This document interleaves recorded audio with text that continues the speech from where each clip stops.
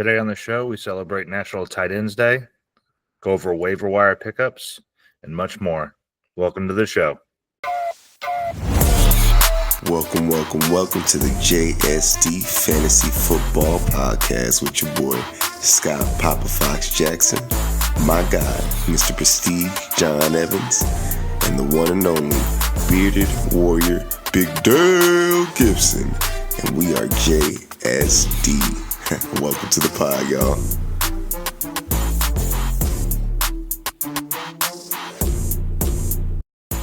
I'm John. Scott. I'm Dale. And we are JSD Fantasy. How you boys doing? I'm great. Amazing. All right. Well, that's a good way to hear it. Welcome to the show. If you're seeing this the day we post it, it is on a Tuesday because we are recording on Monday night. This is our new record night, so that way we can get an episode out before waivers hit, and you guys can actually have a leg up if you decide to take our advice or not and do your waivers. So welcome to the show. We're going to go over a handful of things. First off, this past week, you guys got anything? Scoring out that ass. It's like the NFL woke up this Sunday. Shit was crazy. Well, I have a theory on that. All that scoring out the ass. National Tight Ends Day was this weekend, fellas, and boy, did they show up. The best National Tight Ends Day that I can remember, hands down, for sure. It was actually historic. They said 177 catches between tight ends, the most in NFL history on any Sunday. That's awesome. Craziness. There's one I'm trying to cut down on the ums, everyone. I apologize. Public speaking skills. Here we go. So, a couple of fun facts with the tight ends this week. We had Travis Kelce score his first touchdown. And that was kind of a debate earlier on if it was actually his first touchdown, and indeed it was.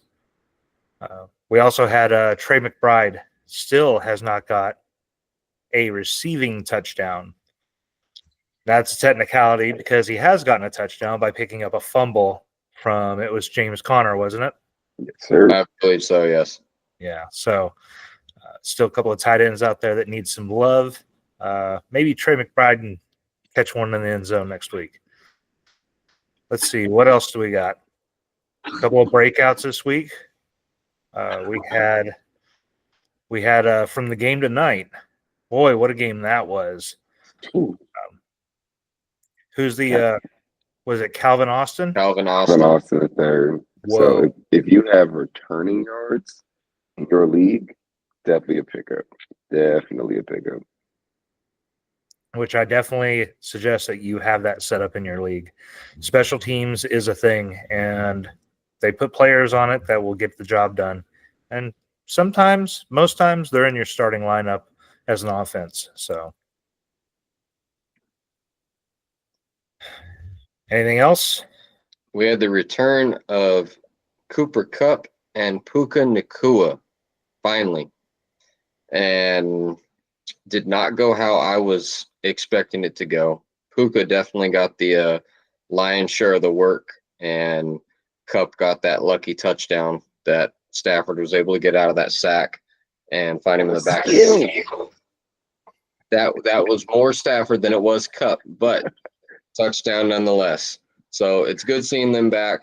I'm excited to see, what their production looks like going forward, but it's definitely good having them back in the lineups for sure. Yo, I got one question though. They said Puka was going to be limited. And so did they just decide when he went out there and started catching everything that it was just fucking time to go? Right out the window? Yeah. I have a better question. Like, Puka, being announced that he was actually playing. It was crazy. Yo, so they activated him for practice. He had one practice and they said, hey, he's good to go. We running him. Yep. Where the hell did that come from? Well, So he probably picked up the wrong jersey. It wasn't a practice jersey. It was a game jersey. And he said, yeah, just let him go out there. It'll be fine. And he was more than fine. So man, I feel like part of it though was I think the game plan was probably for Cup because it seemed like Cup was getting a lot of attention. At times it seemed like Puka was just wide the fuck open. So maybe it was the other team was planning for Cup. All of a sudden, the Puka comes in or he's playing, comes in. It's like, hey, stick with the game plan, and Puka just ate off of that. Do you think maybe that was part of the strategy of saying that, hey, we're shopping Cup? Yep. So, they need to showcase him, just like I was telling you guys. And later on that night after the win, McVay's like, we're not getting rid of Cup. Exactly. But they needed that win. So it makes sense Yes. if we start pulling all this trickery last minute. Hey, we need to get back in the division and thick of things. So I could definitely see that, man. I think what they were thinking was they're going to shop Cup up to the game, see what his production looks like during the game. If he looks like the same old Cooper Cup or close, they're going to keep him and try and make a run, try and be competitive the rest of the season.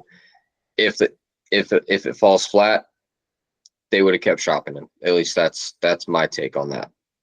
See, I think that wouldn't have been the goal, because if he didn't look great, then that wasn't a good way to shop him. They're not going to get return for his real value. So I think what happened was McVay is sneaky. He comes from that Shanahan coaching tree, and like Kyle does it too. You know, it's misdirection all the time, and they got us. They got everybody. And they got me because I picked up Matthew Stafford in our family league at the last minute, literally the last minute, because I picked him up and then I went to put him in. He wasn't on my roster yet. He was there, but he wasn't. I refreshed the page to do it, and it's 5:15 game time. Can't move him. Damn. So, anyway. But did you win? I still pulled out the win against my father-in-law. Sorry, Bob. Gotcha. Yes, sir. But no, that was an incredible game. That was a lot of fun to watch. A lot of games this weekend. I got to see that one, the one tonight, and the Niners game last night, because I was in LA for all the other games or driving back. So that was a lot of fun. We went down to Universal Studios to do the Halloween haunted thing, whatever it is, haunted nights, whatever. But that was a lot of fun. Very cool. Highly recommend. Just maybe fly next time, because that drive is killer. You get vacations? Yeah, because I never take vacations, so I have plenty of days to take these vacations between my anniversary trip and this past Sunday off. I should be able to stock back up for next year. You'll have to let me know what a vacation's like. I don't remember. It's been too long. Oh, okay. They hit different when you work hard. Oh, that's all I do. And take care of 2 kids now, John. Yours are grown. True that. It must be nice. Okay, all right, yeah, back to football. All right. So we touched on that. Let's kind of bounce back. What's that? I just want to say Steelers look damn good. Yeah, they were humming. Daniel Jones, still ass. So it's their line. Their line. It's the O line, right? It's like a domino effect. Don't. Well, I'm not against the O line. The Steelers are a good defense, dude. So Daniel wasn't horrible. He wasn't great, but he wasn't horrible, right? He was serviceable. And Malik Neighbors dropped a couple balls. There's a couple plays he could have made, and it would have been on and popping, right? So I feel like give it another couple weeks. We're gonna get back into the groove of things, and the Giants gonna look just fine. They're not gonna do anything, but they're gonna look fine. They're gonna be okay. They're not gonna look fine because Daniel Jones just can't throw touchdowns. He's Danny Dimes. Danny no dimes because he can't throw touchdowns. He threw no touchdowns and 1 pick in this game. Am I right? Tracy though. Tyrone Tracy is that offense, and Malik Neighbors. Daniel Jones. Did Daniel Jones even scramble in this game? I can't remember. I can't. For what? Nothing really. So anyway, why?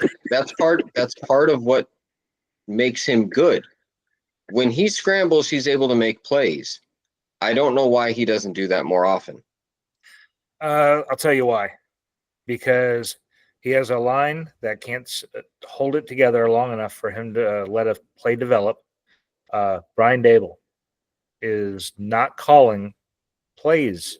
He's playing scared, is what it seems like. That's just me. But I think if you let Daniel Jones, let Russ cook, let Danny cook. Let him do his thing. But you got to protect him first, or he can't. He not even scramble. He can't scramble if there were there were a few missed blocks from both running backs tonight when that was their job. That was their assignment, was to protect. Yeah, he missed one. Tyrone Tracy missed a big one. Just left tackle right through, right around him. Tracy went to run a route. He was supposed to block. But, I mean, what I'm saying is, like, you've got to protect your quarterback, and then he can do what he needs to do. I'm not saying he's great, like the greatest or anything like that, but he can get some stuff done. And if Malik Neighbors can stop going to concerts when he's concussed, he might actually catch some of those balls. He's good, bro. He's good. Hey, he's trending back. He's trending back, especially. Yeah, because there's no more shows, no more concerts to go to right now. Hey, there's one more thing though I want to say. Okay. I got respect for Daniel Jones because he takes some fucking hits, dude.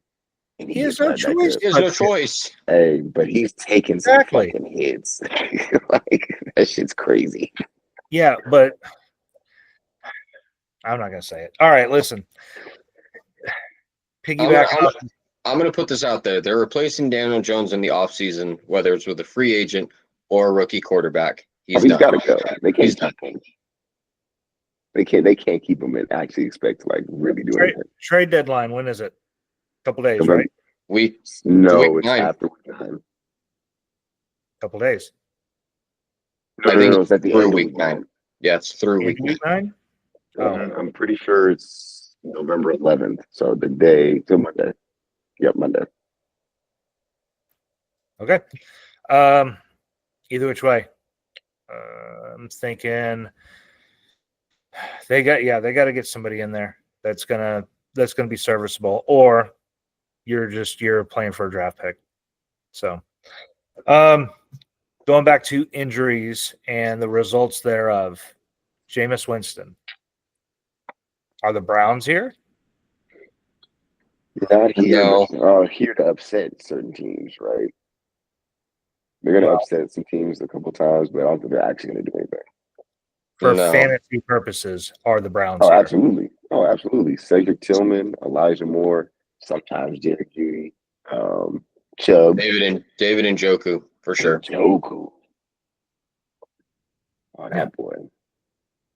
And basically, if you have Jameis Winston, then that's a coin flip of he's going to get you a kind of low floor or a ceiling that's up in the attic. I guarantee nobody had Jameis this last weekend. If you did, it was in like the bottom 1 percentile of people or super flex or super flex. But everybody knows how Jameis is. He'll have these big games, pull off these upsets, look amazing. Next game, he'll throw for like $125 and 4 picks. So that's just how he plays. And, given your quarterback situation, you're going to take that gamble or you're going to try and play with somebody else. But you got to weigh those options. You got to play that matchup. And I mean, he makes other players viable. Definitely more than Deshaun Watson. He gives him a chance. You're right, because Deshaun Watson wasn't doing it. No. Man, I got one thing to say. 30 for 30. He's back. 30 for 30. Okay. Did anybody notice if he did his signature eat the dub after the game? He probably did. I didn't see it. Yeah. Again, I was driving, so I Hey, definitely. his post-game interviews, though, I swear, he gets this look like he's reading a freaking inspirational quote every time he gets Every a microphone in his face.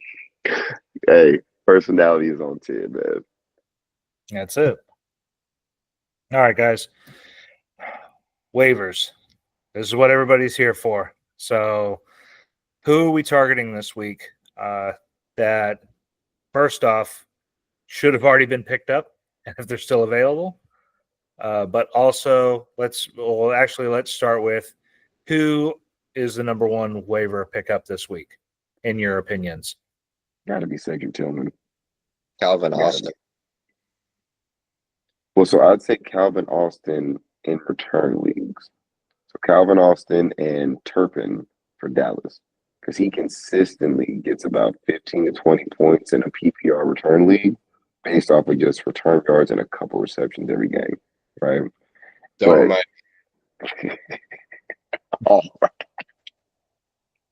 I had a 40+ point advantage going into the Niners Cowboys game, and Kittle decided to have a damn near 30-point game. Turpin It's Decided- tight end day. Let's Turpin go. decided to have an 18.5-point game, and then Tolbert added another 9 or 10, and I got fucked. So So, thank you, Turpin. I hate you. quick side note, think behind the scenes. You would have won your week if me and the other person, the other opponent, were supposed to do a trade, and he pulled out last minute and said, I want to wait out this week. We'll pick it up next week. And I would have gotten Kittle. And so Kittle would not have been on his team to have this amazing week. All He right, was so I'm blaming you. He I'm declined. blaming you. He declined. I didn't get it done. But a quick little side note. So that was tough. I did see that last minute. That was tough. Detroit defense didn't help either. No.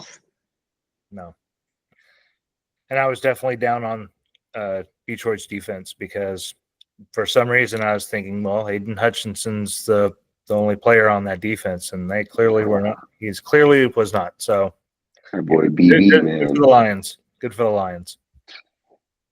Nah, Lions defense is definitely legit. But back to the waiver. Turpin, Calvin Austin, if you have a return scoring, definitely pick those guys up.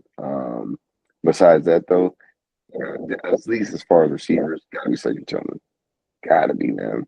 He didn't lead the team in targets, but he is 1A at worst, right?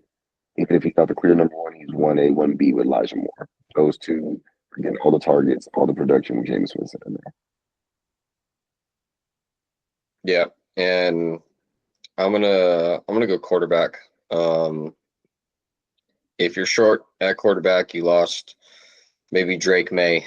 Maybe you were starting him in Superflex, or even if you're starting him in a just a regular, one quarterback league. And Bo Nix is still out there and available, and Drake May's out with a concussion, and you don't want to pick up Jameis, and you have a good waiver spot.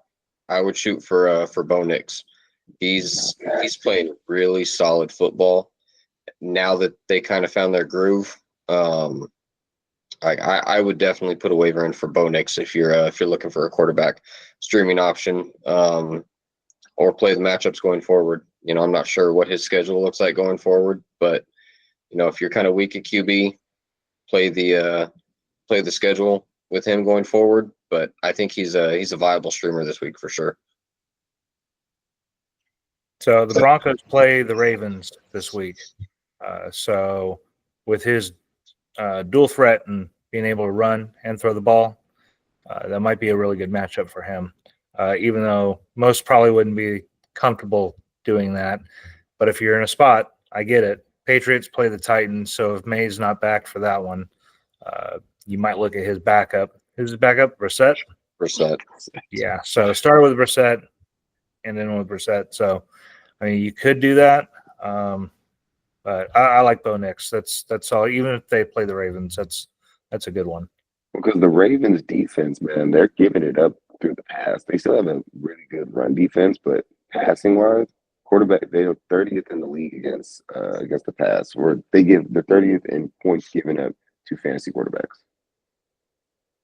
So Well, I still run it.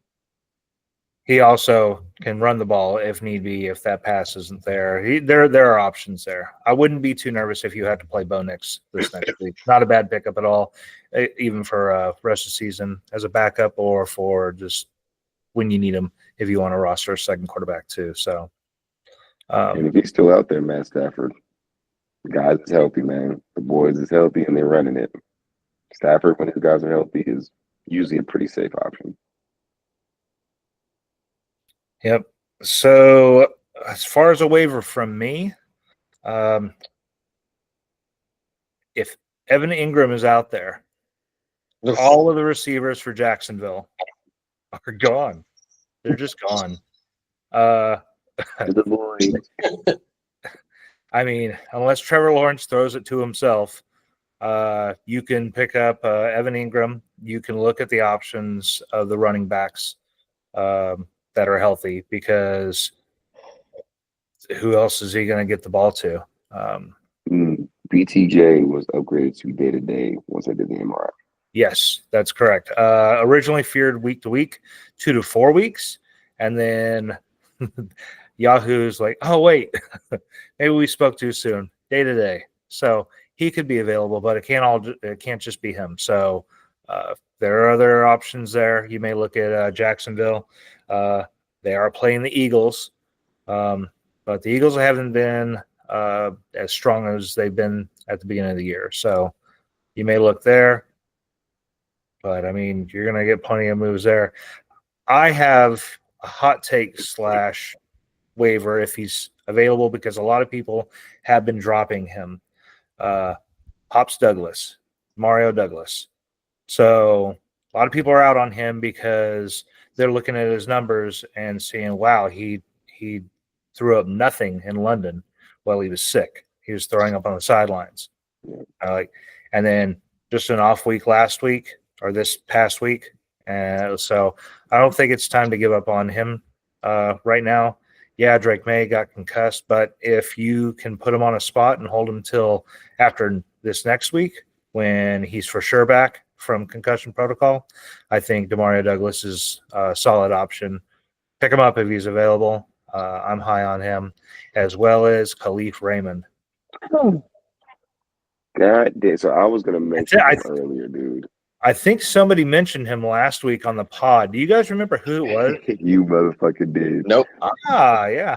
Shout out to Ruben on that one. He's the one that brought that to my attention, and it was a good one too.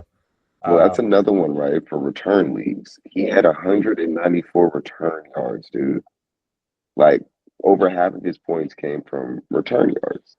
If you in a return league, you gotta I just want to say that real quick. Watch out for these special teams guys, for these returners. Some of them are really fucking good. Like there's a nice little handful of them every week, consistent. And you definitely called out Khalif Raymond. That shit. Yeah, he was definitely doing the work. So yeah, you guys got anybody else before we move on? I actually did. There's one person, and I really just slipped my mind. There you go. Yeah, I was gonna say might be a long shot, but it's his second game of the season, and for the action that he got, he looked really good. Ricky Pearsall for the Niners. Yep, you're going there. 4 for 38 through the air and 39. He, coming back from what he's come back from, he's looked solid, especially in a full starting role opposite Samuel. He looked really good for the action that he got. So if you're thin at receiver or you want to take a flyer, I would definitely go look at Pearsall if he's still available in your league. because I think his opportunities are just going to get bigger going forward in the season. On the piggybacking off receiver, if you want a deep stash or a deep sleeper, the rookie for Carolina, Jake Coker. So he actually had a really decent game. In PPR, he scored 22 points. So he outscored everybody on the team. I think he led the team in receiving. I know Leggett had the touchdown. He did, right? Yeah, so that's a nice sleeper if you want to stash him, just kind of see how it goes for a couple weeks. Even if you don't, I doubt anybody's picking him up, but definitely somebody to put on your watch list.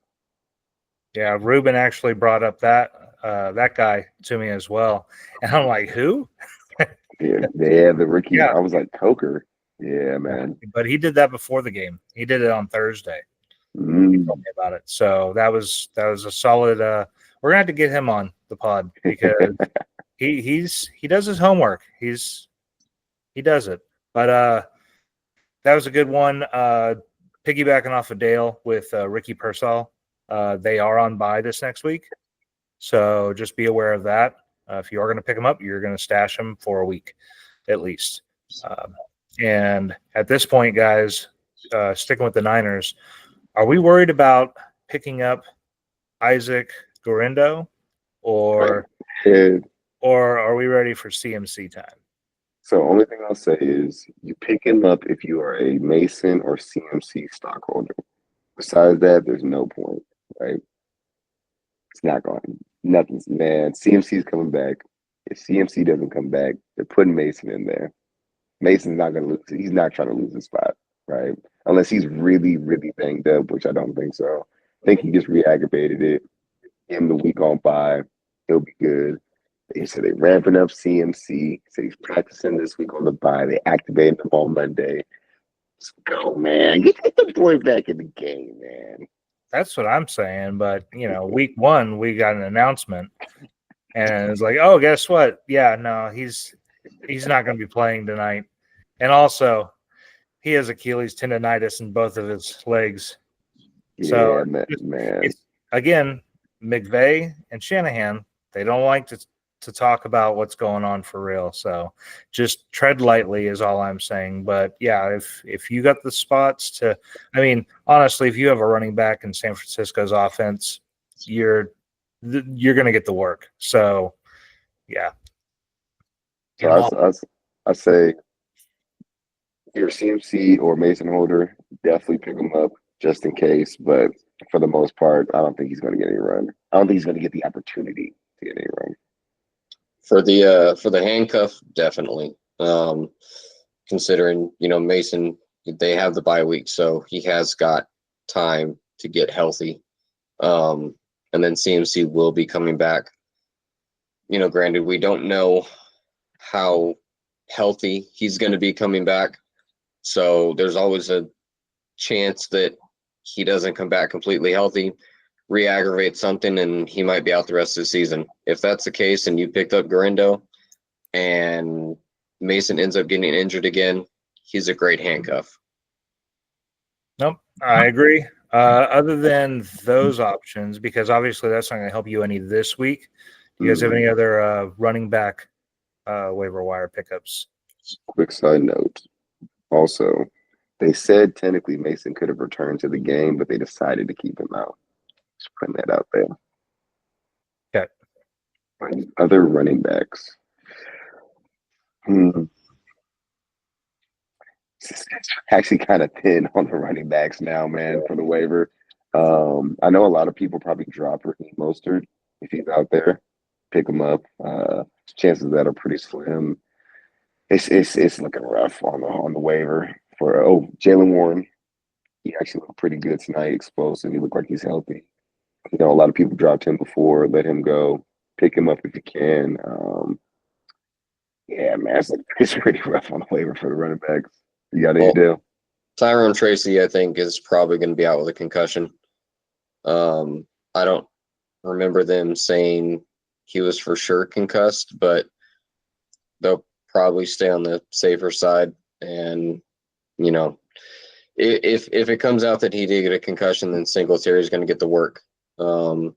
So if Singletary is available in your league, I know a lot of people probably dropped him when Tyrone Tracy started going off, and Tracy's a clear number one there now.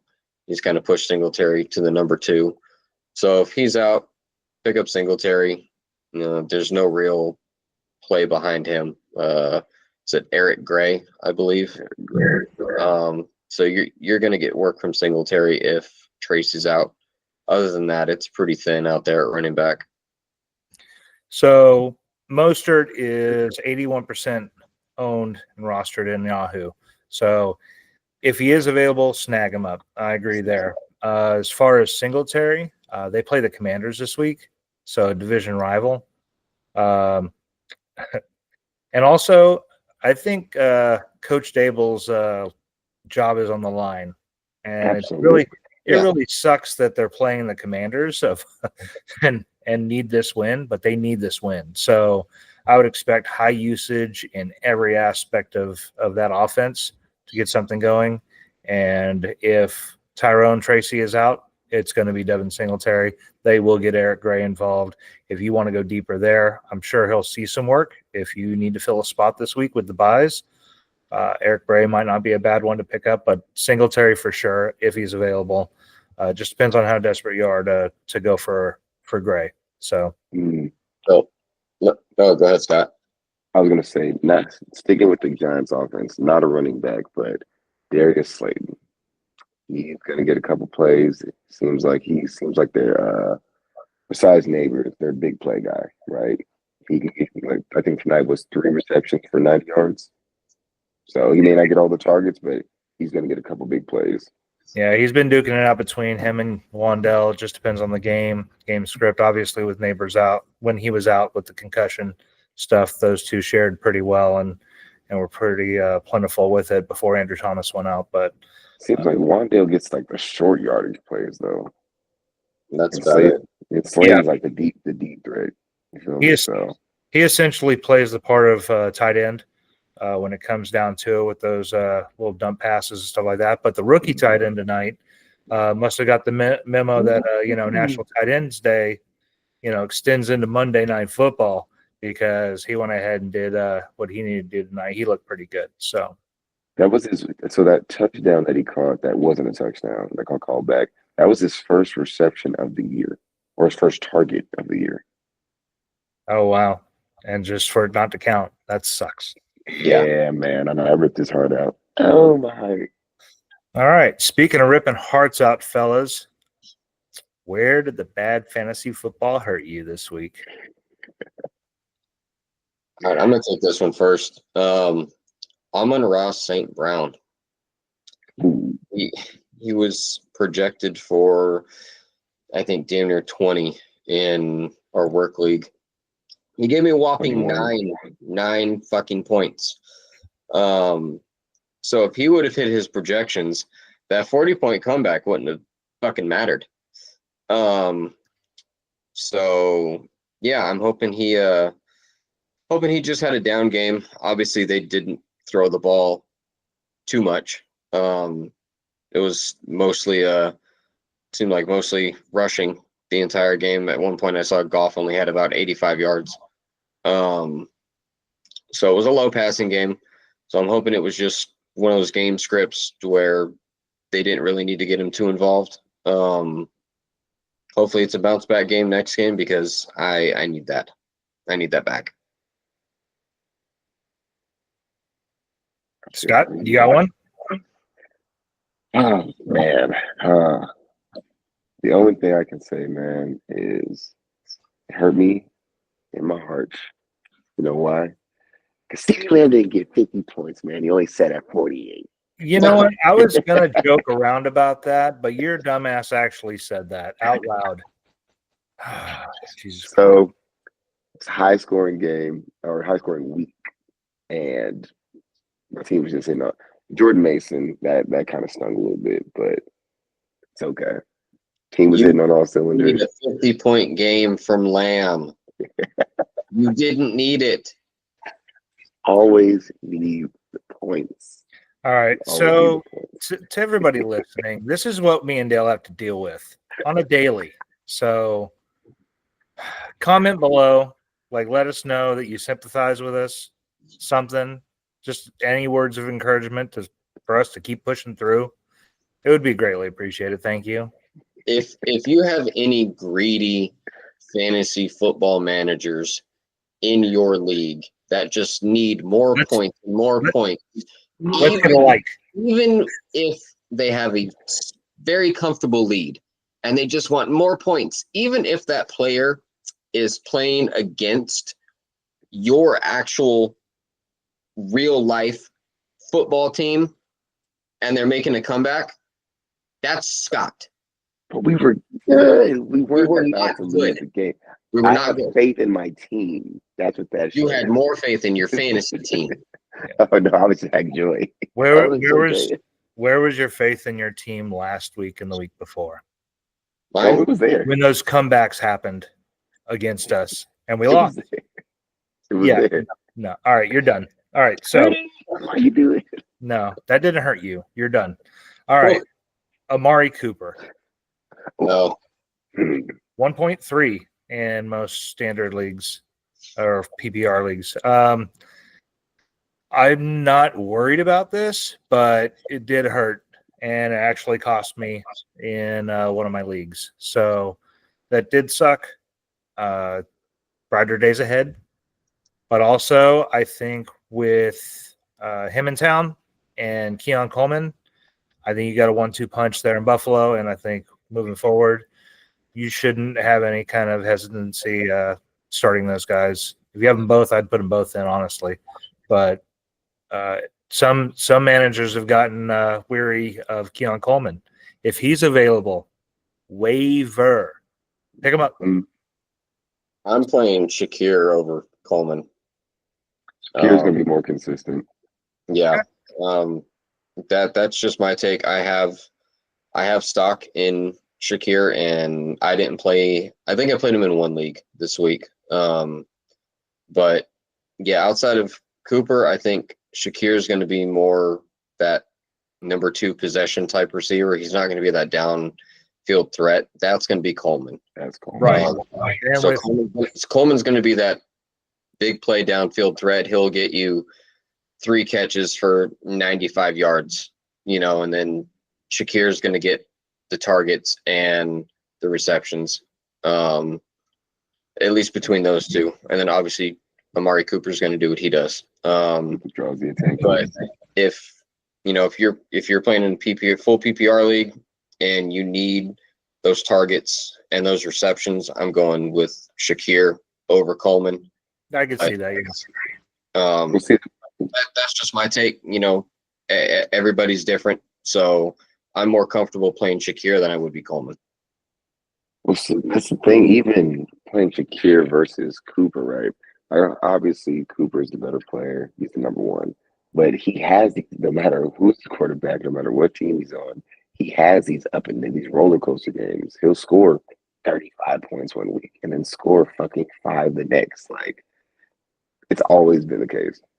Yeah, so, I'll bet on talent. I'll bet on talent with Amari Cooper and risk those down games every time. He would be in my starting spot. Keon Coleman would be in my flex. And if you have Khalil Shakir, then I'd put him in a starting spot too. Dale, you're right. Keon Coleman, but with the way Josh Allen throws the ball, he is a downfield threat, and I'll put him on my flex. And I hope going forward he starts throwing the ball more because they've really leaned on the rushing attack this season. And I think he just threw his first interception of the season, if I'm not mistaken. Josh Allen. Wow. So he's been very efficient throwing the ball now that he's not throwing it as much. But now that he's got Cooper and now that he's kind of meshing with Coleman and Shakir's getting his targets, Kincaid got back into the game plan. I hope we see him throw the ball more, but I hope he stays as efficient as he is because he's playing pretty much mistake-free football right now, which is really good to see. He had a few rough weeks there, but I think Allen is going to be solid, going forward. Well, dude, I think that's why Grady has been tailoring the offense this way. They're trying to pound the ball, man. If they could, I feel like they would throw the ball 10 times and run it the rest because that keeps Allen efficient. Got time of possession going. James Cook and Ray Davis. Those two right there, man. If they keep rushing the way they are, I think they're gonna stick with rush first, pass second. For fantasy purposes. Well, Now they that have they have options, and that's a good Mhm. thing to have when you're an NFL team. Let's move on to games of the week. Each of us pick a game that we're highest on and kind of go over it just a little bit before we get to our start or sits. So which one of you guys want to start off with your game of the week? piggybacking off the Buffalo conversation, Miami versus Buffalo. I think this could be a high scoring game. Tua's back. He looked pretty damn decent in his first game back. He didn't take any hits, thank God, right? No major hits. I want to see Tyreek bounce back. So he had a decent game. I know he was dealing with a foot injury last minute, or like with something tweaking with his foot. Last half of the week, yeah. Yeah, so he popped up on the last couple of injury reports with that. So wasn't expecting him to go off. He didn't. He had a decent game. His second highest receiving total of the year. A regular week off, full regular week of rest. I think he's gonna have a good game. He's gonna have a nice little bounce back. I want to see what this Buffalo offense does. Like, if they start getting down and say it becomes a shootout, who is getting the targets? Is it going to be Mark Cooper? Is it going to be Shakir? Is it going to be Coleman? Let's see. I'm excited for this game, man. I think it's going to be a really, really good one. We're going to see I feel like we're going to get a lot of answers from this game. Yeah, that sounds right. Yeah, so my game of the week, I'm going Cowboys-Falcons. I know it's not the most exciting, but there's a lot on the line in this game, mostly for the Cowboys.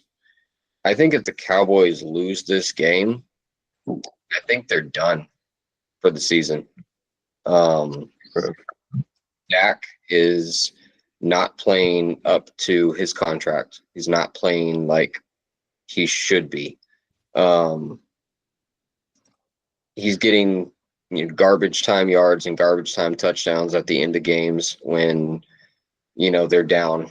Just like against the Niners, he got 2 touchdowns to CD late in the game and all the yards. Shut up, Scott. Let Dale talk right now. You be quiet.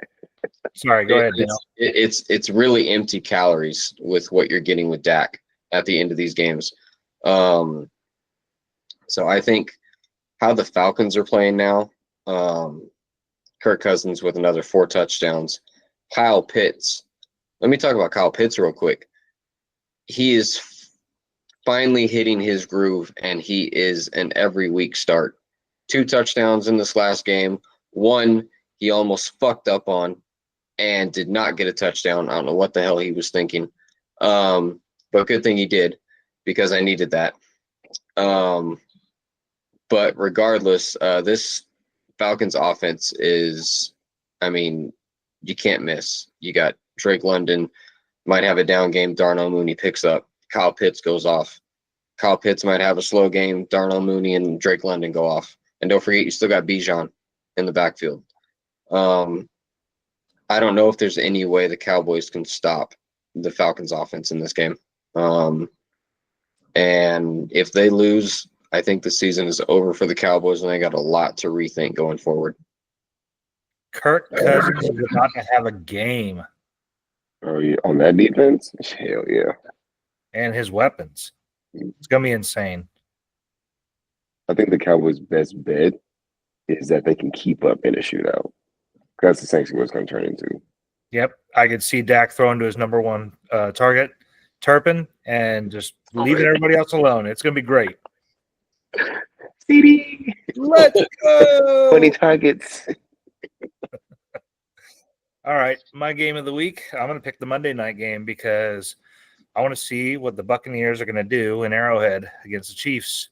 I would like to see Baker Mayfield hand them their first loss with no starters. That'll be wild. No Mike Evans, no Chris Godwin. You have Cade Otton, Rashad White. You have Bucky Irving.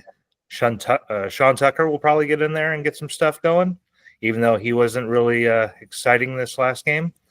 But you have Jalen McMillan, Trey Palmer, the other guy that I always forget. Sterling Shepard. Sterling Shepard, former Giant. I should know it. But I think it's going to be a good game. I think you will have I think you're going to have a pretty balanced game as far as offenses and defenses. I'm not expecting a lot from the Chiefs offense just to keep up.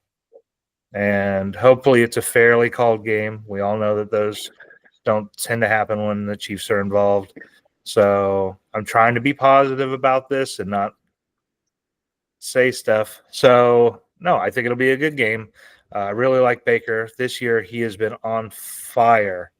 And even without his two biggest weapons last week, he's still got fantasy points to everyone, especially Cade Otton. Oh my God. I think he broke 30. Did he break 30? He was 35 in PPR. Yeah, dang. I'm glad I played him. Let's go. So I think it's going to be a fun game. It's going to be a primetime game on Monday night. They tend to make those pretty good, and I think it's going to be a hell of a game. I'm starting everybody I have on those teams if I have them. Mahomes. And if you're trying to just stream a player to fill in a spot for somebody on your that's on bye this week, if one of these players is available on either side, there's a waiver. What do you guys think about D-Hop in this game? With a full week of practice with the Chiefs, get to learn the playbook a little bit. He didn't look bad, man. I think he just didn't. He wasn't acclimated with the team yet. Yeah, for sure. Open things up for Kelsey, definitely a little bit for Worthy. I think a week, a full week of study and practice and getting comfortable in the new offense will help. And then there I go saying, damn it, John. Hey, it's hard. But I think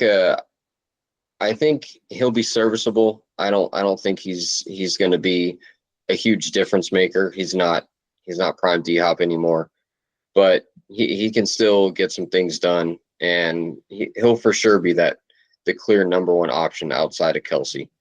So he'll get his targets, and given he'll have a full week of practice and study, he'll look better. Well, if you want to think about it this way, look at Devontae Adams. He's played with Rodgers before. He's still not performing in that offense. Rodgers is butt cheeks. Yeah, he really is. But, I mean, I'm just saying, like, sometimes it just takes a little bit of time. Maybe they will catch their groove up there in New York. But I think D-Hop, another full week of practice and – getting used to things, they're gonna draw up plays for him. I mean, they literally just made the deal. So give him a full week. You get a long week playing Monday night, and they're gonna make it entertaining. That's for sure. Get ready for some D-Hop touchdowns and big plays because he's gonna get at least one tutty this week. So let me bounce back to the Jets real quick. They play the Texans this week. That's going to be another week. That's going to be another L on their record, I believe. I think at this point, the Rodgers experiment is done. It's not working out. It's not going to work out. Whether they purposefully tank or they just suck the rest of the year, they're at this point, you're just hoping for the best draft position possible so you can get a franchise quarterback in there, because Rodgers is not it. So I just realized that game is on Thursday, which is Halloween. Mm-hmm. What scarier thing could happen on Halloween than the Jets beat the Texans and Rodgers goes off Devontae goes off. That would be crazy. That would be crazy. I could see it happening only because all the criticism, all the shit they're getting. Everybody's like, the Jets were 4-4 last year with Zach Wilson at this point in the season. Like, he could be one to prove all the haters wrong. Right? There's a chance. I And think they're about to get their ass handed to him. I think so too, but you also have to realize Stephon Diggs has a knee injury that we don't know how severe it is right now. We haven't seen an MRI report, at least I haven't. So with Diggs out, Collins out, you're left with Too Tank worried. Dell. You're left with Tank Dell, Joe Mixon, John Mechie the third, and Hutchinson, is it Xavier and Hutchinson and Robert Woods. and random ass Robert Woods. There you go. So man. Aaron Rodgers wins Thursday night, and then the gang pulls off the mask and reveals it's Joe Flacco. Yeah. Hey man, hot take. Joe Mixon's about to run it. No. down the Oh, road. let me redo it. Let me redo it. And the gang rips off the mask, and it's Zach Wilson. Tom Brady. I like that one better. That one's better. So, Oh shit. all right. Well, shoot, we do have some good games coming up this week. It should be fun. Do you guys have any starter sits that you want to do? Yes. All right. Let's pass it along to the wise, a year older Dale, who just Thank had a you. birthday. Yes, I am a year older, and I feel it, but that's okay. That's life. So my starter sit, I'm gonna go with starter sit Terry McLaurin or Puka Nacua. I got mine. You gotta go Puka, man. You gotta go Puka. Okay, you go first. Apparently, it's opposite. Gotta go Puka. Are you saying Terry?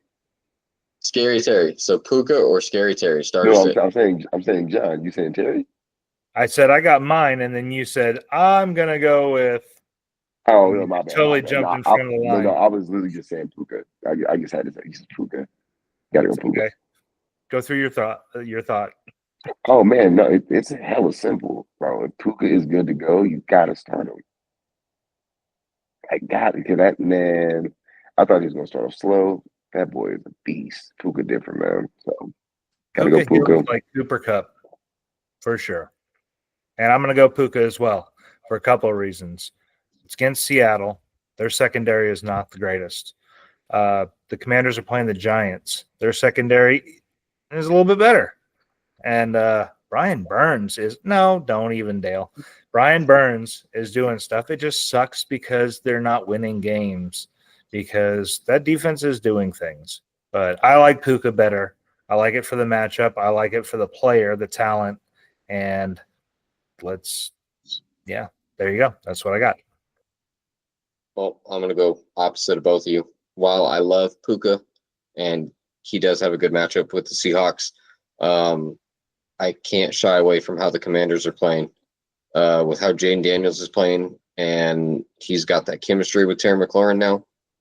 I can't shy away from that. And yeah, the Giants defense is slightly better, but it's better up front. Dexter Lawrence, Brian Burns. I couldn't tell you a secondary player on the Giants team. I mean, Calvin Austin just burned him tonight. And Terry McLaurin is 100 times the player that Calvin Austin is. So I think how the Commanders are playing, how well they're playing, nobody saw this. They're 6-2 with a rookie quarterback. Nobody saw this coming. Daniels is the dude. He is legit. Thant you. That's my flag. What we were saying? That's my flag plant for the year. You, John, Yep. for acknowledging me. I will eat crow when it's time for me to eat crow, and that is one thing I will do. So if I falter on any of my other picks and I just hit on Jaden Daniels, I'll be fine for the year. Man. But it might sound crazy, but he's playing at an MVP level as a rookie. You can't deny that anymore. He just came back from a rib injury and That's it. played like he's been in the league for years. That too. Yes. The way he played through a rib injury, especially for a quarterback to play through a rib injury, and for him to throw the ball like he did, I think over 300 yards and 3 touchdowns, if I'm not mistaken. No, so he had one touchdown. He had one touchdown? He had one touchdown on that Hail Mary. In his No stats interceptions. the other week. though. And I want to say it was like, did he touch 300 yards? He may have touched 300 yards. I want to say it was like 265, something like that. But Let's see. yeah, man. But for him to come back from a rib injury, and he took a couple hits too, dude. I saw him. He got hit in those ribs, like absolutely. So, dude's a trooper. Jaden Daniels, man. We were high on him for a reason. So yes, he did hit 300 yards. I was mistaken on the touchdowns. He had one touchdown. The Hail Mary. Yeah, he took 2 sacks in that game too. Mm-hmm. And he still balled. He still got it played. Now, if he's not the front runner for MVP, I don't know who can compete. Better not be Patrick Mahomes. That makes no damn sense right now. Apparently, it's Mahomes. I don't even think he could do anything for the rest of the year to get close to Jaden Daniels. So, nope. He's a dude. I like him. Yeah, I'm sticking with Scary Terry over Puka. I love Puka, but Scary Terry all the way. Okay. Scotty, you got a starter sit? Yes. Are we going Devon Achane or James Cook? Oh, that's the same matchup. That is the same matchup. That's tough. Now that Tua is back, that gives Achane a better opportunity. Obviously, I think he just put up 30 points. Achane was the running back 2 on the week, I want to say. And Yeah. I'm pretty sure Cook was, I think, damn near number 1 on the week. So I mean, that's really a toss up. At that point, you're just 6 to 1, half dozen the other. I think I'm gonna go James Cook with a slight edge. I think Tua is gonna target Waddle and Hill in this game a lot more than last week. I don't know if Achane's going to get the play that he did.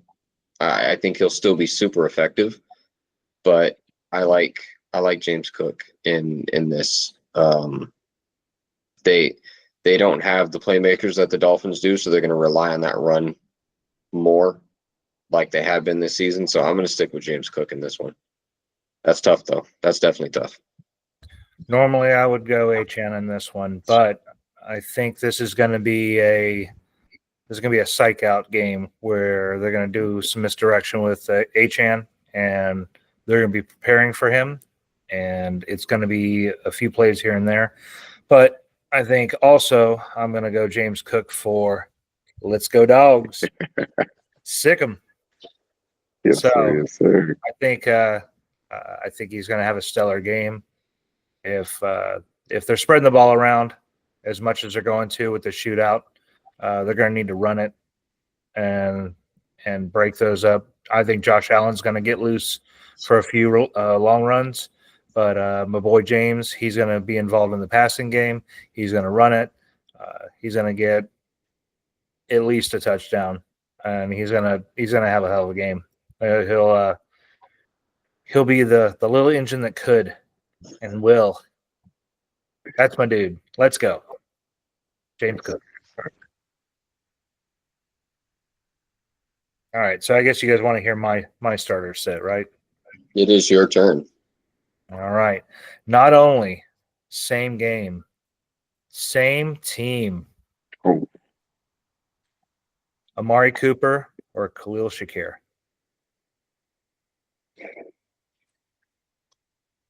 against Miami, I'm going Shakir. I think they're going to prep for Cooper. It's kind of like we were just talking about. that roller coaster ride. I'm, I mean, I'm cool, man. Give me consistency. So I'll take Shakir in that one. And Shakir has been very consistent this year, outside of him missing in a couple games for injury.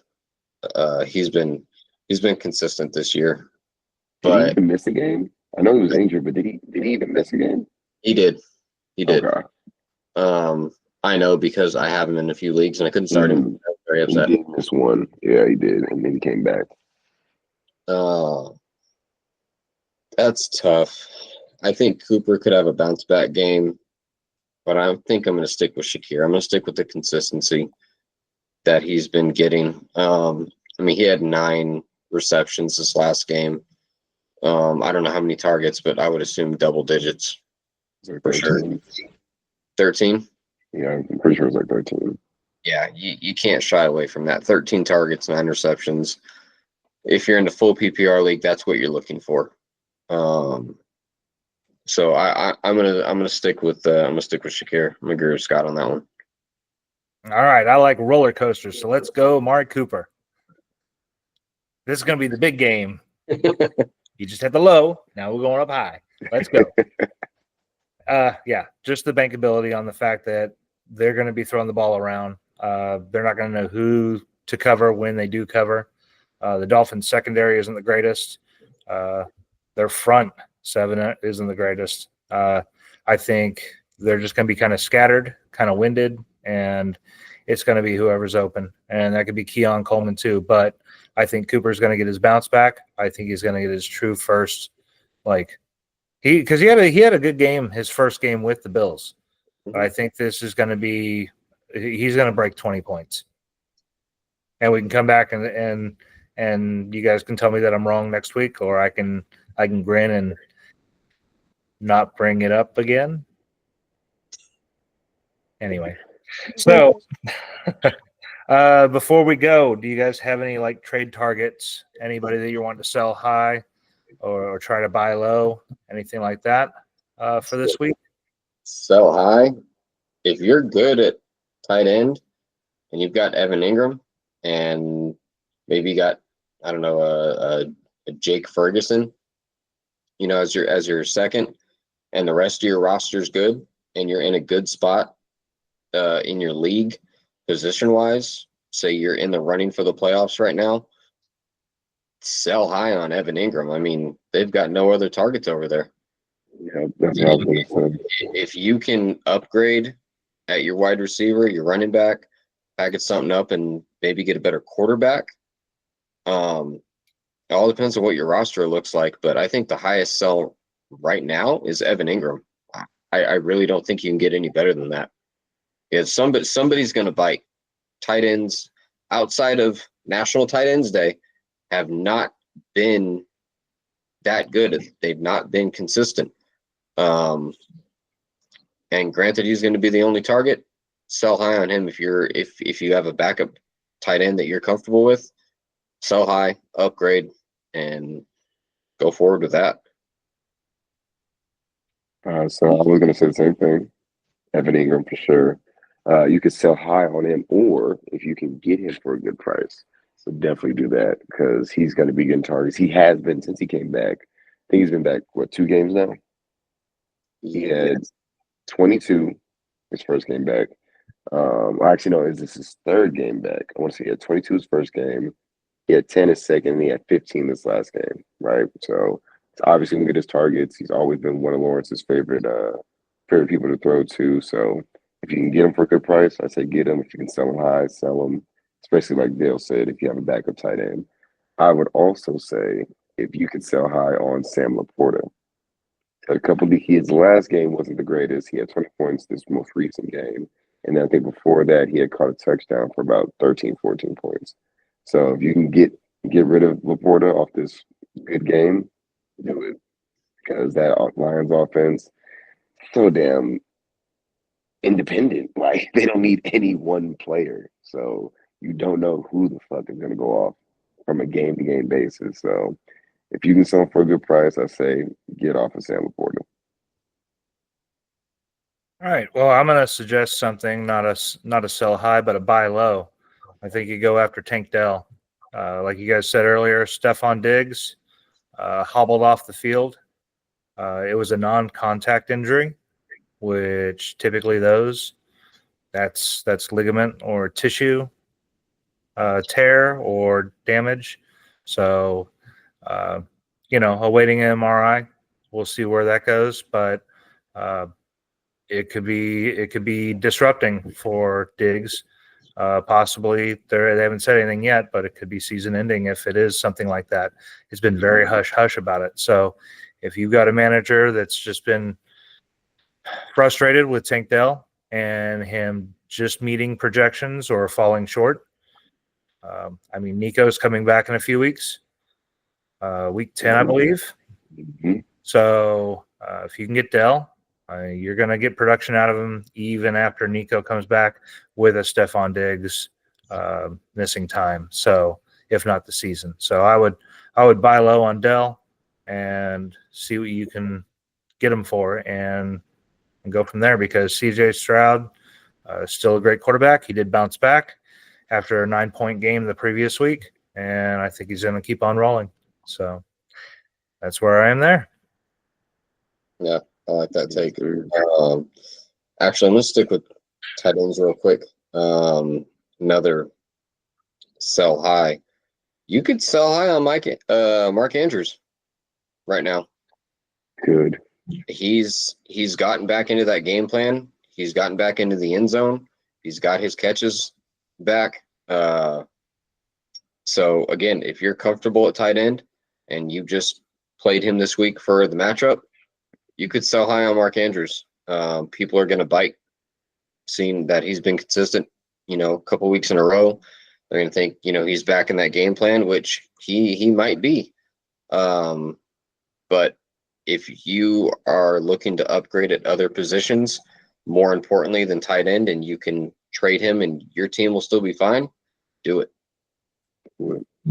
That's what I was going to say. If you are good at the tight end position, don't bank on everything that was successful this past weekend as you being good at the tight end position. It was a fluke.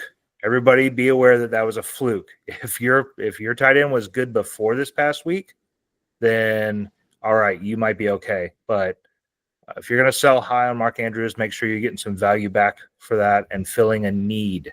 If you're hurt at running back or have a bye with a running back, receivers are a little bit more plentiful. So if you could target something like that to fill the gap, do it. I agree. But make sure you have a good piece as far as a tight end goes. And yeah, I think that's solid. All right. We got anything else, boys? Man, just ready for week 9. We are officially done with half of the season. So it's been interesting so far, man, and we'll see what happens, right? Can we touch on the Colts and their quarterback situation real quick? Yes, we probably should. Or lack thereof. Yes, lack thereof, definitely. God damn it, John, you got me saying all the time now. You're just noticing it more. And I've done really good tonight. Hey. So. Because of you. Anyway, I've never seen a quarterback take themselves out of a game because they were tired. He was tired. He was tired. Yeah, He that said, happened. "I'm tired. Take my ass out." By the That's way, a bad look. I only completed 10 passes because I'm fucking boo-boo. 10 of 32. 10 of who completes 10 of 32 passes and is a starting quarterback. Going forward, they're still saying he's the starting quarterback. I don't understand. Deshaun Watson would do that. Other than Mr. Touchmore, I don't understand what they're doing. They were winning with Flacco. They were more efficient with Flacco. They need to play Flacco. They need to sit Richardson, and they need to have a conversation with him because he's not in it. Like he's just not playing up to his capabilities, which, I mean, even that should be questions. Like, what is he really capable of? You're getting tired in a professional football game. You are a professional athlete. You play quarterback, and you're a dual threat quarterback. You should have better cardio, better stamina than this. It's not a good look on you. It's not a good look on your organization. And I think they take a long look in the mirror and see what they need to do going forward, because it's not him, at least not right now. Their bye is in week 14. He's got a long way to go. Like, that's fucking rough, dude. While Flacco's playing this next week, which he should, yes, he should be running laps to build endurance all week. So, yeah, good point. Good point to bring that up with Richardson and him just being, I don't even know what. So, and if for whatever reason, if you're listening to this and you have him in your lineup, please get him the fuck out of your lineup. He does not deserve to start. I'm starting almost anybody over him. I'm starting Bo Nix. I'm starting Drake May if he's clear. I'm starting Caleb Williams. Fuck, I might even start Gardner Minshew. Like, it's not worth the headache of hoping that he pulls off a 20-plus point game. Like, he can do it, but he's not. He's not doing it. okay. So Anthony Richardson was worth roughly 17.5 points for the last 2 games, which is under projected when he's supposed to get 26 and 24 or 25. If you just want to trade him for somebody that has maybe Purdy out this week because of the bye, or anybody else that's on bye and they're quarterback hungry and there's no other viable options. Somebody's already snagged Nix and Drake May and all that's, Russ is gone. See if you can just trade them for a piece. Like maybe they got a couple of tight ends and they're just looking to get rid of one. You want to take a flyer on them. Noah Fant is still unclaimed in a lot of leagues, but he's being productive. I'm not sure what he got yesterday, but he's been fairly consistent. You could trade Anthony Richardson and get a Noah Fant. Like, do that. Like, just fill a need and get that out of your roster, because unless you have Josh Downs or like, you can't do anything with Richardson.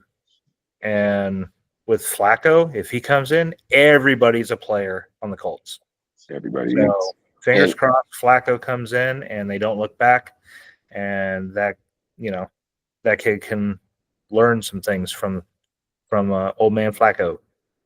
And it's hard because I'm a Josh Downs owner in our main work league. So he just had, a great game. I think he put up 17, 18 points over his projection. But, I mean, it was on a deep pass. He was wide open. There was nobody around him. Other than that, he didn't get really anything because how inconsistent Anthony Richardson is. So it's hard for me because, having a piece of that offense, I hold him in the hopes that they switch quarterbacks and Flacco comes back and Josh Downs plays as that. It's basically 1A, 1B. Pittman hasn't really been doing much, but when Flacco was there, it was really a 1A, 1B between him and Downs. There really wasn't too much of a gap between them those couple games. So do I hold him in the hopes that Flacco comes in and he gets more consistent play? Or do I try and package him with another piece, and do I try and trade him in hopes that people aren't really paying attention to the quarterback situation too much? They're looking at his production in the last game, last few weeks, and hope that they bite on that. So it's hard having a piece of that Indianapolis offense and really knowing what to do going forward, because that quarterback situation is so up in the air. Nope. Nah, I think you gotta hold him, man.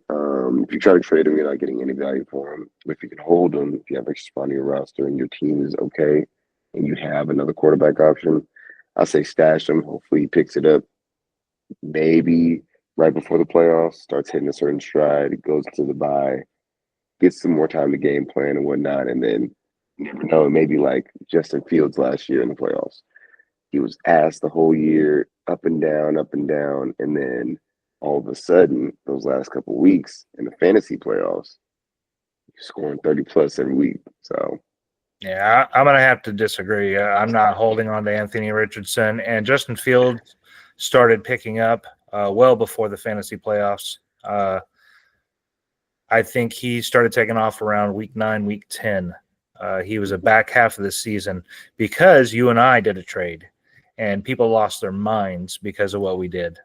Or at least Wilson. oh, was it the defense for Justin Fields? A defense and something else for Justin Fields, Yeah. like defense and a tight end. But remember, Right. I was going to drop Justin Fields because he wasn't performing. Yeah. And I traded him to Wilson, who started him and scored 34 points on me in the championship. Well, you are a victim of your own doing, sir. All right. On that note, it's time to cut this thing. Yes, it is. And call it a night. Good pod. Hopefully we helped some of you out with your waivers. If you get a chance to listen to this today before the waivers process tonight on Tuesday, make sure you drop us a comment, give us a like, subscribe, share, and tell people to subscribe so we can grow the channel and just, help us make this thing awesome, because we enjoy doing it, and we're hopefully getting better, and you guys are putting up with us this far, and we appreciate it. So if you guys got anything else? Like, comment, subscribe. Get it done, man. Get it done. Feedback in the comments. Just help us get this thing going, man. Yeah, same thing as them. Like, comment, subscribe, share. We want to grow this, and we can't do it without you and your involvement. So please like, comment, subscribe, share, get the word out there, let people know. Hopefully we're helping you. This will be a good episode because we are dropping it the day before waivers for the first time. So for the regular listeners out there and the subscribers, hopefully this actually helps you in time to put in those waivers, because we have been a day late. But, going forward on the new schedule, hopefully this helps you out. And, we want to hear how you guys are doing. If we're helping you, if we're not helping you, we want to know. So please comment, subscribe, share, like, and, just get the word out there. Yeah. Feel free to give us your takes on players and situations. That's cool. We'd love to hear it, and we'd love to interact that way as well. Not only was tonight a good episode, it was a great episode. We didn't lose Dale at all tonight.